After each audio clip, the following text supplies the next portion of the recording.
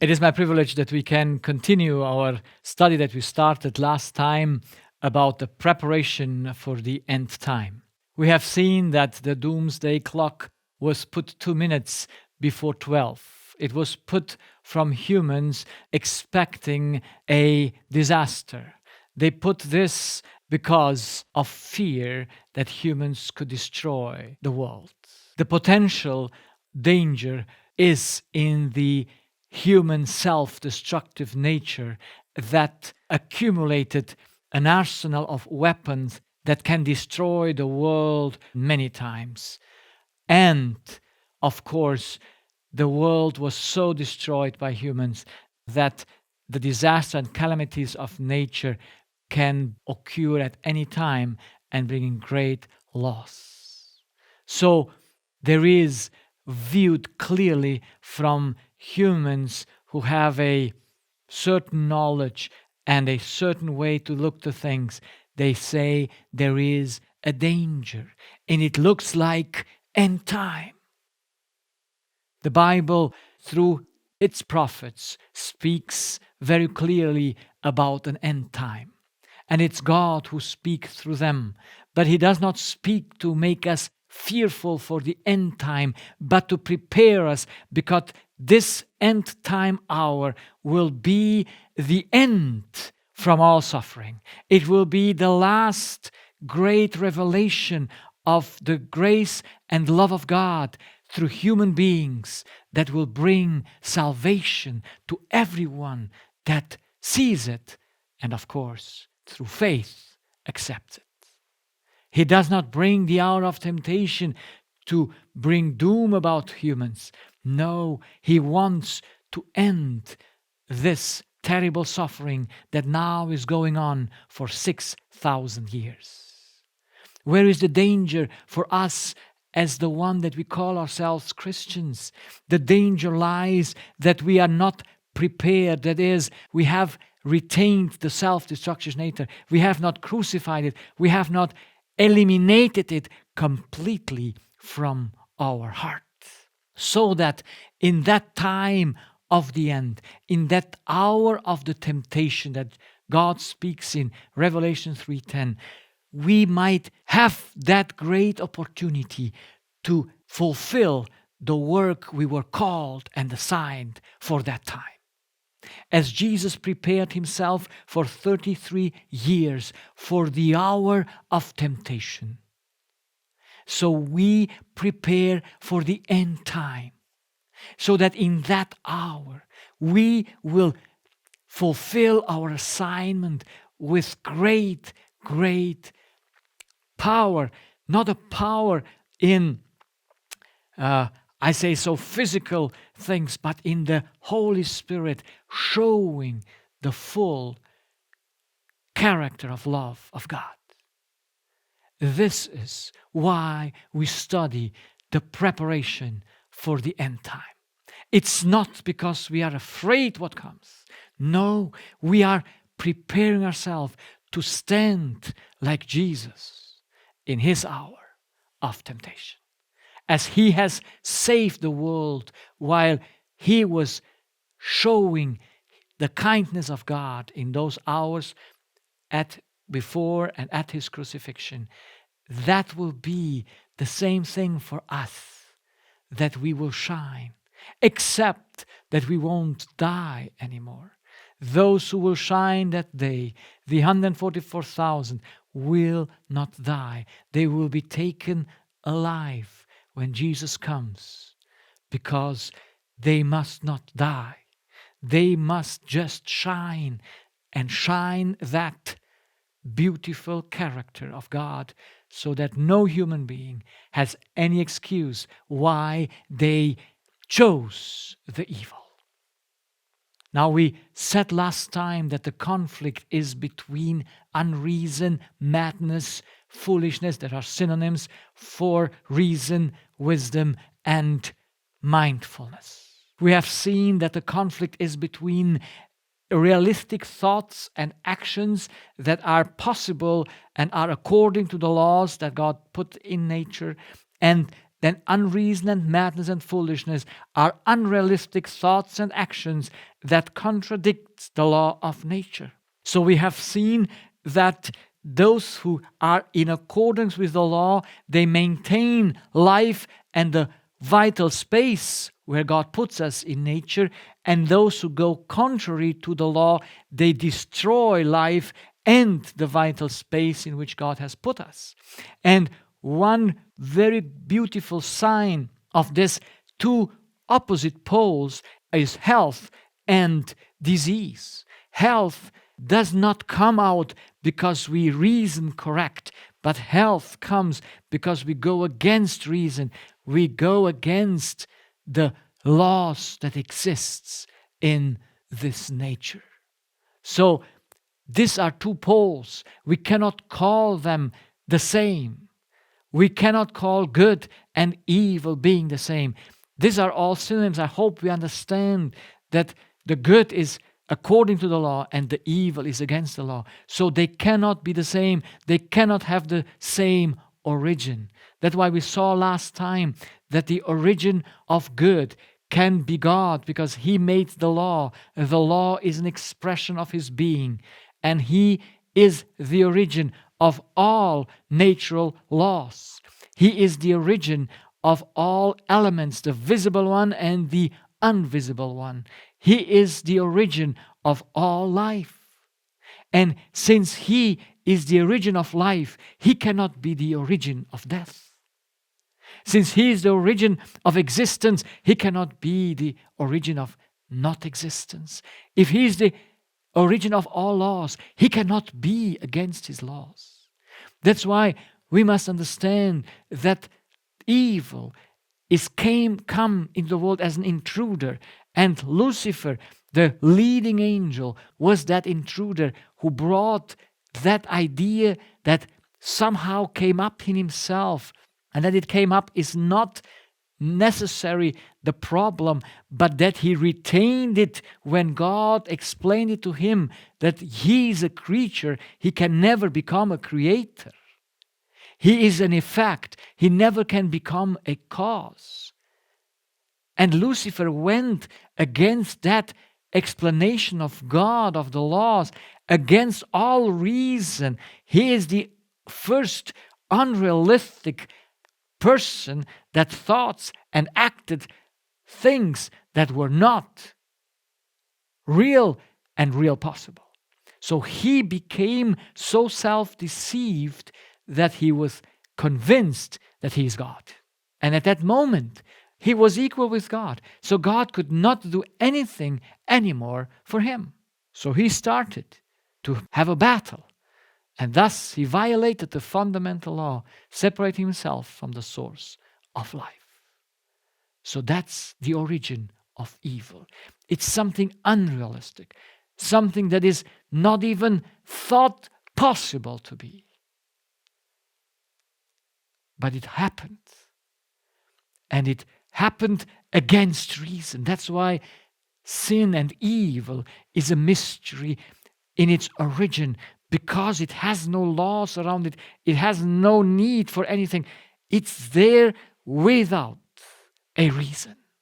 That's why it's unreasonable.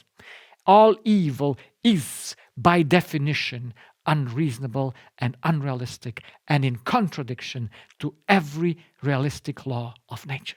And so God has to eliminate the evil from the universe, because we find that the devil is going around and he deceives a third of the angels. They take side with Lucifer. And God has his first battle in his government, where he must take a decision after Lucifer and his angels, against all reason, remain unreasonable. He must separate them. He must dismiss them from the government and allocate them a place in the universe. We find that description of that battle in Revelation 12, 7 and 8. And there was war in heaven. Michael and his angels fought against the dragon, and the dragon fought and his angels, and prevailed not, neither was their place found any more in heaven. So heaven, we said, is the place where God governs. All the rest is the universe. And so in this government, he was excluded. But he was not destroyed. God did not destroy Lucifer or let him die. He did not judge him for what he did, because he had to be judged, because what he did was not only unreasonable. When he decided to go forward, when he saw that's wrong, then he became responsible for what he did. Because if you have the ability to choose and you choose the wrong, you are responsible. If you have no ability to choose, you're not responsible. You're not guilty. Guilt only comes when you get the chance to do it right. You see the beauty of doing it right. You get the power of doing it right, and you still do it wrong. What can God do for you? So God does not destroy Lucifer. He does not judge him for what he has done, for his rebellion. But he lets his rebellion go on, because he wants that everyone should realize where deception leads to. Because it was not evident. Even the angels were deceived, a third of them. That's not a small number. That they went and they entered into this terrible idea that they can be God. In spite that God explained it to them, it's not possible. Even with all the evidences, in spite of all the evidence. So the battle is not over. It's just the first battle, that heaven now is clean. But Lucifer gets an allocated place in the universe. And the second battle has its place on earth. It's Lucifer and his falls are isolated to the earth forever. When does this battle have place? It has its place on the cross. We will see it later on. And then we have the third and final battle, which will happen in the end time, where humans have to overcome and show the overcoming of the evil with good. And here in this third battle, at the end of this third battle, Lucifer and his followers are finally destroyed. After they have lost the absurd and impossible battle, they began. So where is then the creation of our earth? The creation of our earth has its place after the fall of Lucifer. Here, Lucifer has fallen already, and God creates this earth. That's why he puts on this earth that tree, not to make Adam to sin or to have a temptation, but God gave Lucifer a room. Yes, he could stop his effects, but he could not stop his thinking. So God gave him a border, and the only way to tempt man was through the tree, because he was superior in his mind than Adam was. So God had to be that temptation should be as possible for Adam to overcome without any problem. So the same, I believe, that God created 100 worlds. And from these 100 worlds, only one fell into the devil's temptation, and that is our earth. And even that shows that the devil tried it everywhere, and he did not try it just a small time like here on earth we fell, but since Adam and Eve fell, he could still tempt the other worlds through that tree. It was only after 4,000 years that he was banned forever to the earth, when Christ died on the cross. Then I believe the trees of all the other worlds were removed, because everyone was convinced there was no reason to follow the devil. They could all see that the devil killed the Son of God. They could all see what the devil's reign on earth has made. And there is no need in us for evil. There is no need in us for pain. There is no need in us for disease, for struggles. There is no need in us for any suffering. And while they saw it, they kept far away from that tree. And so God could remove that tree once for all, because the battle in the universe was over for those unfallen worlds. That's why we read in chapter 12, 9 to 10.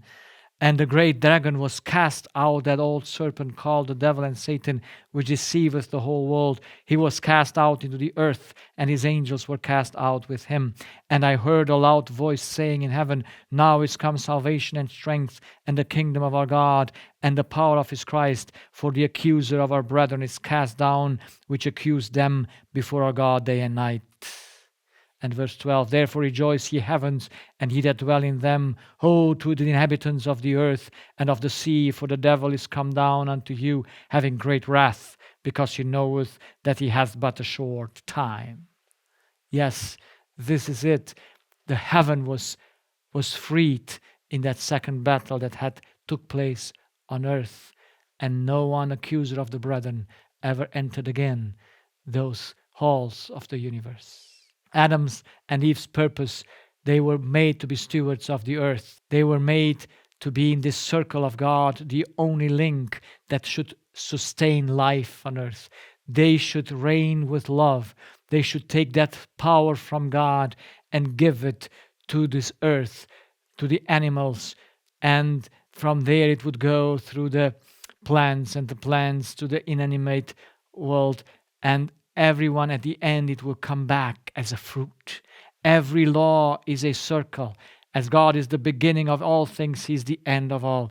And in the circle of the water, we have a very good explanation of this image, how God does. If all water comes from the earth, from the ocean, it goes a long way in a circle and comes back to the ocean. But while it goes that long way, it does a lot of life and power that it spreads around. The same thing is the power of God. It starts from God and it returns to God. That's why through Adam, who should have started that circle, taking from God, it should have returned to Adam, who then would have given praise and honor to God as for all that happiness that he brought to him, seeing what the power of God through his action and the actions of all others would accomplish. And that would have brought an everlasting joy and fulfillment for him and for every being that would have been on earth.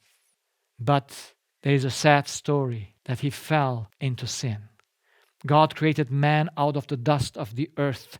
He made him out of the dust of the earth, and then he blew in him the nostril, a spirit or a breath of life. That breath of life became the spirit of man. And when that breath of life came together with the earth, with that body, it became a living body. Flesh and blood was there out of the dust.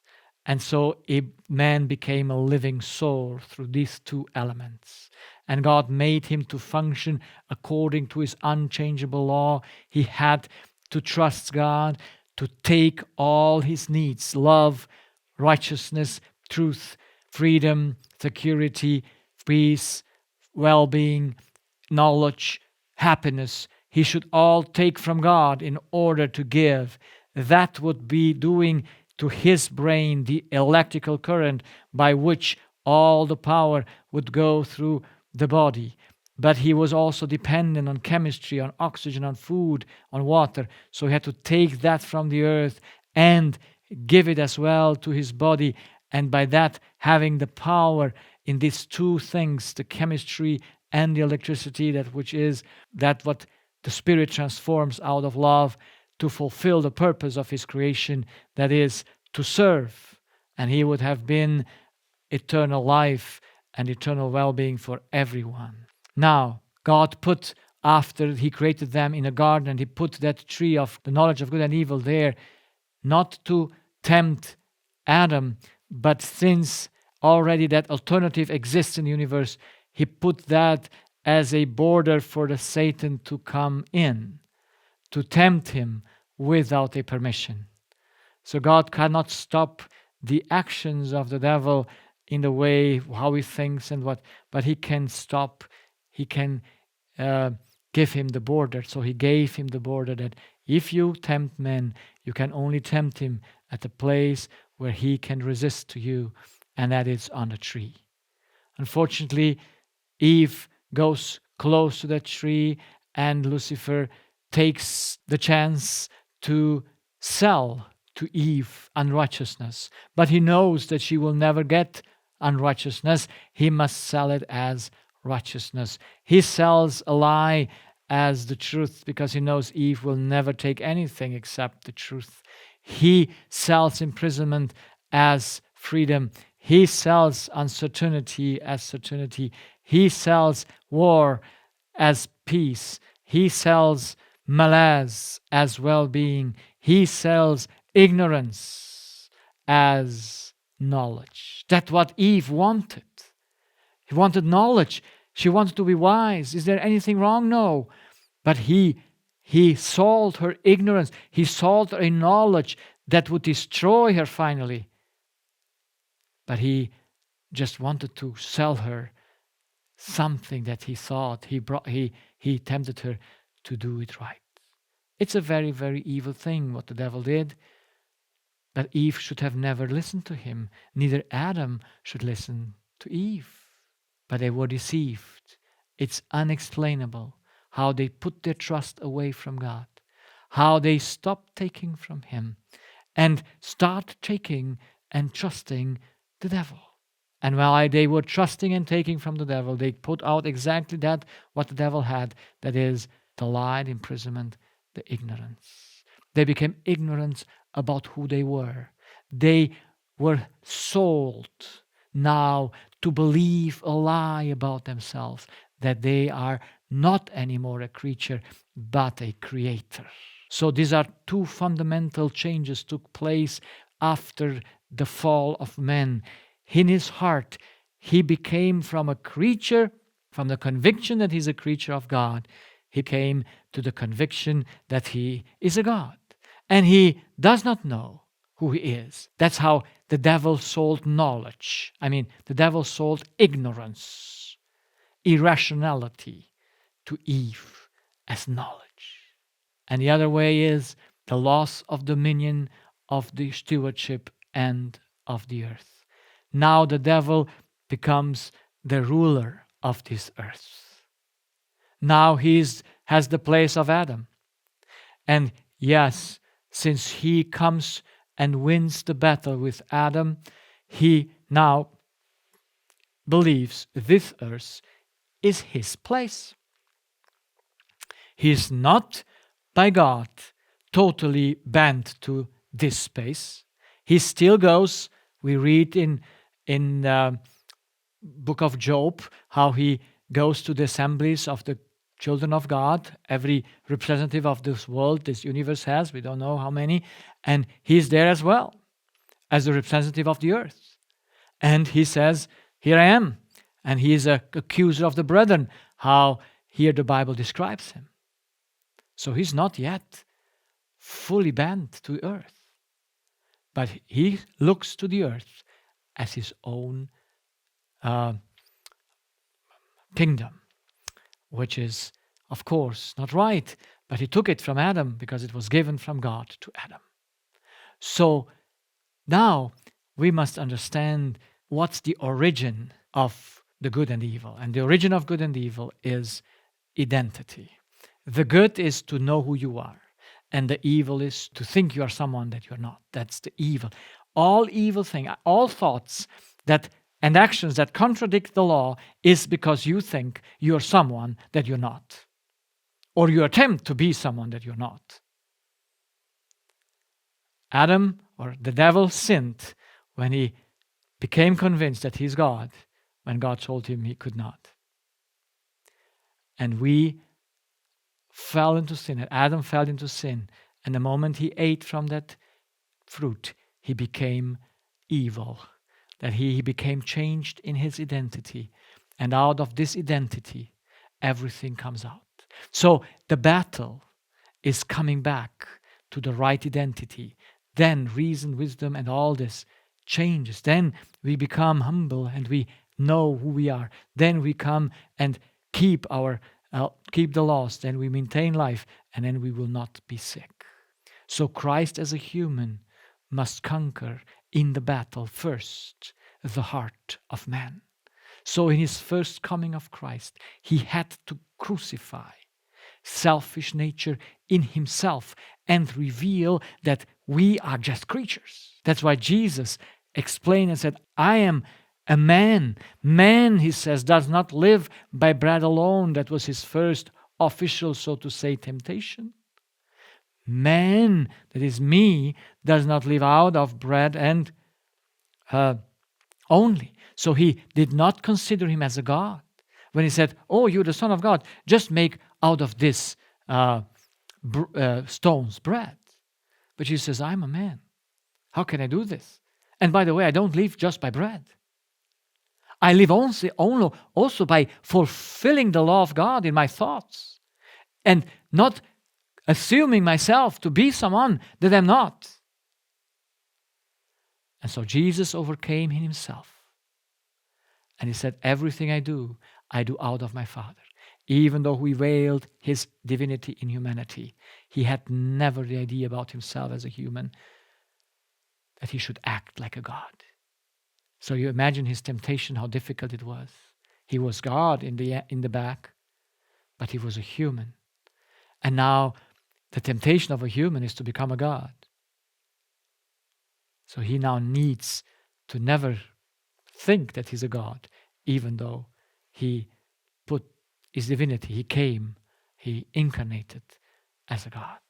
I mean, he left his divinity. It's hard to explain how God could become human, but that's how it happened.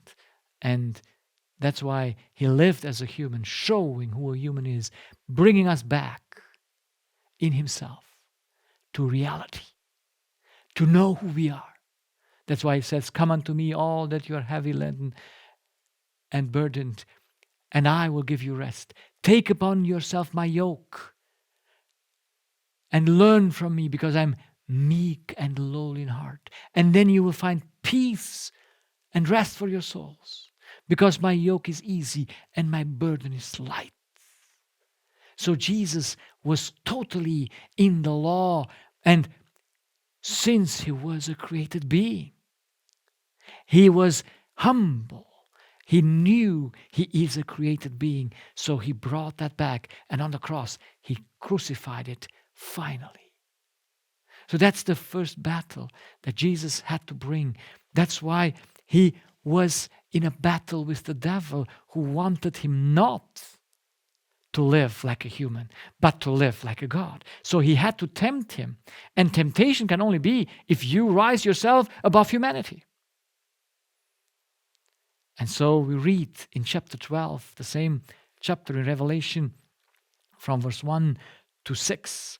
And there appeared a great wonder in heaven, a woman clothed with the sun and the moon under her feet, and upon her head and a crown of 12 stars.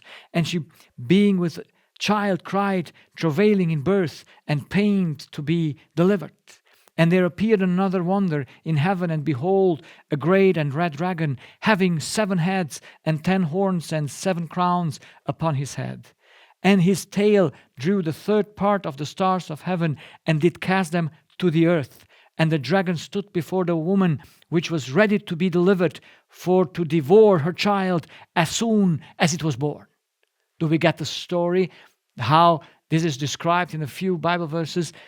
The battle between Christ and the devil when Christ was born.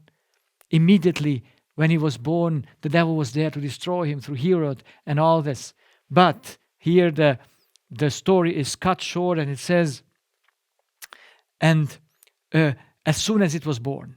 And she brought forth a man child who was to rule all nations with a rod of iron. This is Christ when he will do his judgment function. And her child was caught up unto God and to his throne. And the woman fled into the wilderness where she had the place prepared of God that they should feed her there 1,260 days.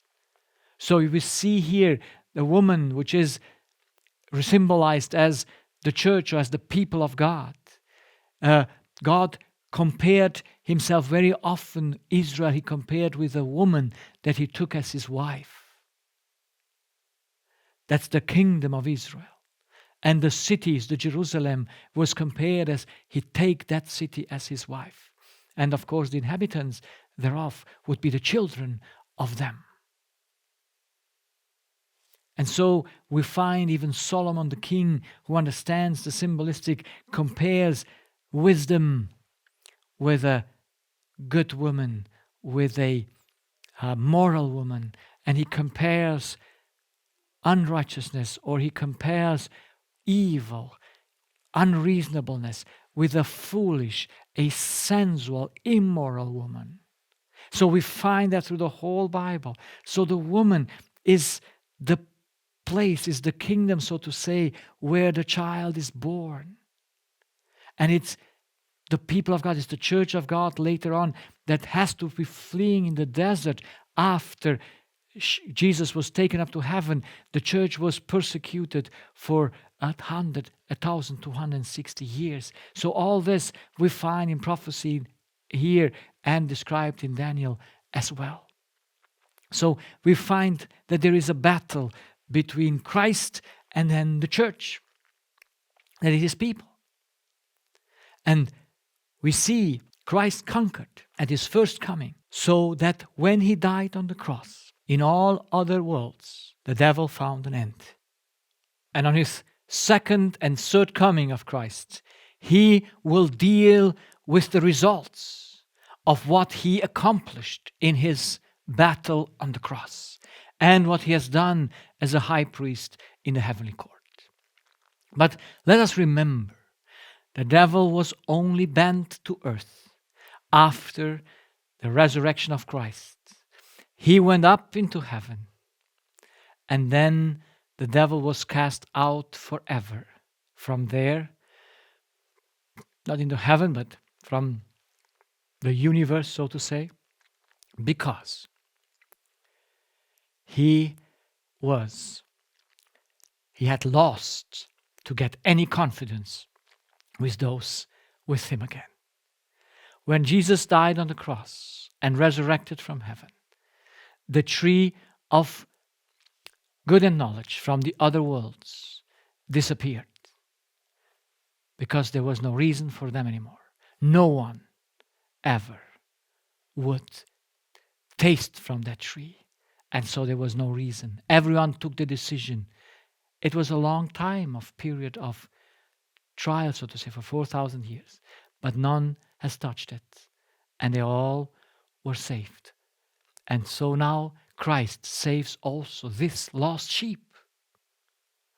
And he comes the second time to see and to give a result to both sides, to Lucifer and all humans who remained in the error, who against reason went to stay like they wanted to stay. He comes as a judge. And it's important to understand, as Jesus came to the earth to be the light of the earth and save those who see him and follow his character, God has in plan to have a people that are prepared for this special time of the end, to give a message by their lives, a testimony that they are free from that evil nature, that the cross and grace brought its total fulfillment in them. And without them, the hour of temptation, this last battle, can never happen. That's why the devil will try everything to make us believe that we cannot attain to that perfection of character, to that love that can sacrifice everything, to that love that takes only from God and gives to the others, that totally trust in God the devil wants to make us believe is not possible. But there will be enough who will not follow him. Even though the majority of Christianity will follow him, there will be enough not to follow him. And when he brings this hour of temptation, the whole world will be stirred up in their minds. They must see what's going on. They must see their true nature. And they can only see that true nature by revealing himself through humans. And through this revelation, everyone will take his final decision.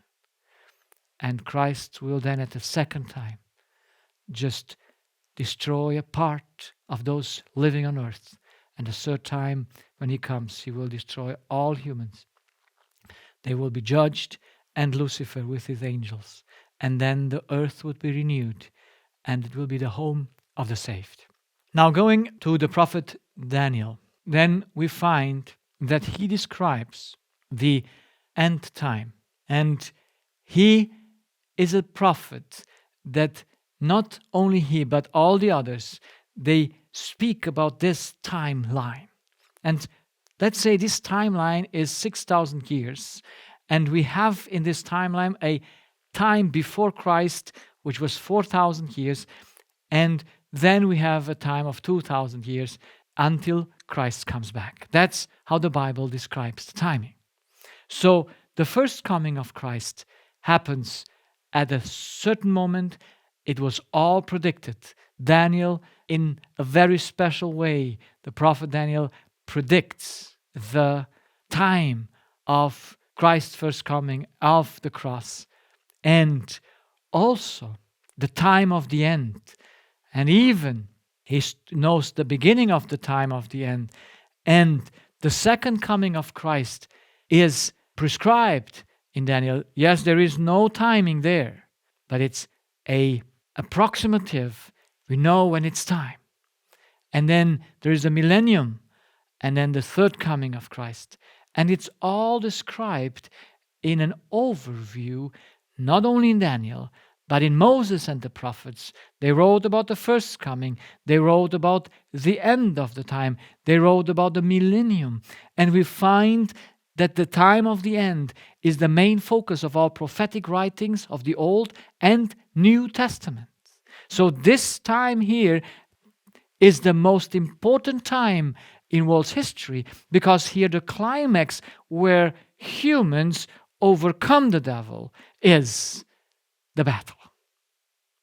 Here Christ as a human overcame him on the cross. But here in this end time, humans with the power of Christ might overcome. We have read it here in verse 11, and they overcame him by the blood of the Lamb and by the word of their testimony, and they loved not their lives unto death. Those are the people who are prepared for the hour that will come upon the earth, the hour of temptation. They have overcome. This is a battle between humans and the devil. This is a battle where humans will represent, through the power of Christ, the love of God in their own life. And Daniel describes the whole period, starting from 640 before Christ. He goes in his overview to the end, to the third coming of Christ. So, this is very important that we understand the prophecies of Daniel, the prophecies of Revelation, and all the other prophets, Jeremiah, Ezekiel, Zechariah, they all have in their focus the time of the end. And they all bring an overview of the same things from a different perspective, saying in the end the same thing. So I want to make sure that when we are going in the next lectures in some details of the prophecies, we will never want to forget the big picture. Because what I see today as a great temptation for those who are studying prophecy and studying this plan of salvation, because it's one and the same, because the plan of salvation is a prophetic revelation of how God deals with the error and how he eliminates the error from the heart of man and from the universe. So, the details of the prophecies are just to show us the big picture. But when we think and we don't have the big picture, then we get lost in the prophecies and we'll see a lot of contradictions and don't know where we are. So I love details, but I love them only as they explain to me the big picture. If I get details that I cannot fit in the great picture, then I say, well, I can do nothing with this detail. But now the devil wants us to do it the same, the way, the opposite way. That is to see the details and forget the big pictures. And most people don't know the big picture. That's why when they read the Bible, like the Jewish at the time of Jesus, they have no understanding of it. They have no understanding of the prophecies. And they say, you read the Bible, you think you find everlasting life in them, but you don't come unto me, Jesus says in John 5. And in other places he says, you don't know the Bible, neither the power thereof.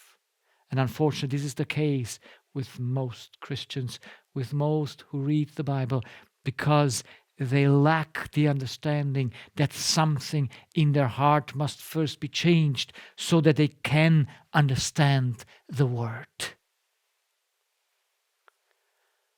So Daniel was a prophet with details. He brought details up. He just said exactly the time when Jesus would be crucified. He spoke about that week where he had to be crucified. Everything was clear to Daniel, given in his prophecies. There was details there. The detail of the 1798 when the end time is also from Daniel's prophecy. He knew details, but it's wrong to not know the big picture and then not see the details. So that's why Daniel starts with the big picture. Daniel is a man that was brought as a captive to Babylon. And Daniel is here to be a slave. But God, through this first miracle, that the Nebuchadnezzar dreams a dream, and in this dream he sees something, this statue, and he doesn't know what it means, and he forgets it.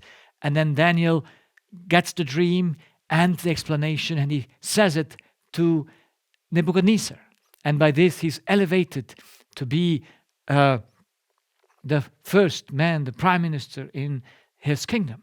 So God shows through Daniel, Nebuchadnezzar, and to us the big picture that starts from the kingdom of Babylon. And here is Babylon, the golden head, followed by Medo-Persia, the silver chests, and then Greece, the bronze, the Roman Empire, the iron, and then the different kingdoms which are at the feet, which is part of pottery's clay and part of iron. And then comes this stone with no hand, that is the kingdom of Christ. So here there is an overview upon the whole battle from Nebuchadnezzar until the third coming of Christ. Because this is the visible kingdom of God. Daniel says in Daniel 2:35, and the stone that smote the image became a great mountain and filled the whole earth. Here is the whole earth filled with that mountain, with that stone that became a mountain. It fills the whole earth because this is the kingdom when God will have destroyed everything. When the devil and his followers will be destroyed, what we read in Revelation 21 and Revelation 20, then that kingdom of God starts. And it says here, in the days of these kings shall the God of heaven set up a kingdom which shall never be destroyed, and the kingdom shall not be left to other people, but it shall break in pieces and consume all these kingdoms, and it shall stand forever. This is coming to in existence by the third coming of Christ, where it will be established on the earth. The everlasting kingdom of Christ, and He saved after the final battle, after the destruction and elimination of evil and the root of it. So, the conclusion of this lecture, I hope we understand when we read the book of Daniel, we want to see the big picture and we want to see how to prepare ourselves to give the right message, to give the right sound, to show the right character in the time of trouble, in the time of the hour of temptation that will come upon the whole earth. For this, we are preparing these lectures. For this, it is worth giving all, taking away that sinful nature, and being ready, so that when our time comes, we know it exactly, because we know prophecy. Prophecy is not for the people outside. Prophecy is for those who prepare themselves for the end time. It is to give us an idea where we live in time and what we have to prepare and how then to be able to fulfill the task and the assignment for our time. So I think it's worth today to prepare ourselves. Because in this last hour, many, many people will be saved. Maybe the most at any time.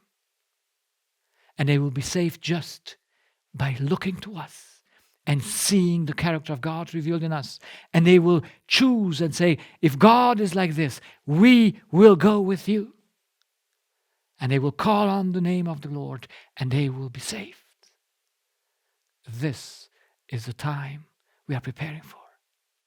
Not to fear the future, but we are knowing that time, that hour of temptation is our great hour. For that we have lived, for that we have prepared. And if that hour we fulfill our task why God called us will be fulfilled. And the results will be everlasting joy and many souls saved. That's worth living for and preparing for. Amen.